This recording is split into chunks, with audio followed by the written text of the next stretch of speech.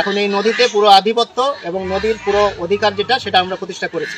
দীর্ঘদিন পর সীমান্তে ভারতের দখলে থাকা 5 কিলোমিটার জায়গা নিজেদের নিয়ন্ত্রণে নিয়েছে বাংলাদেশ বর্ডার গার্ড বিজিবি। এমন ঘটনা ঘটেছে ঝিনাইদহের মহেশপুর উপজেলার সীমান্ত এলাকায়। সেখানে ভারতের দখলে থাকা কোদালিয়া নদীর 5 কিলোমিটার জায়গা উদ্ধার করা হয়েছে।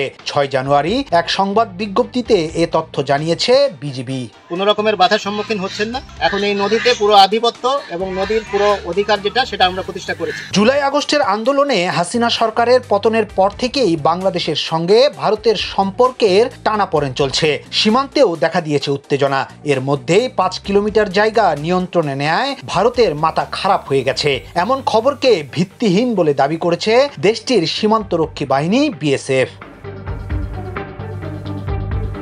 বিজিবি তাদের সংবাদ বিজ্ঞপ্তিতে জানিয়েছে, কোদালিয়া নদী বাংলাদেশের ভেতর থেকে দক্ষিণ দিকে প্রসারিত হয়ে মহেশপুরের মাটিলা এলাকা পর্যন্ত 4.8 কিলোমিটার সীমান্ত চিহ্নিত করা হয়েছে। 1961 সালে প্রণীত বাংলাদেশ ভারত মানচিত্র অনুসারে এই জমি সম্পূর্ণ বাংলাদেশ সীমান্তের শূন্যরেখার অভ্যন্তরে অবস্থিত। স্বাধীনতার পর থেকেই কদলা নদীর বাংলাদেশ সীমান্তের এই অংশ ভারতের বিএসএফ জবরদখল করে সেখানে আধিপত্য বিস্তার করেছিল।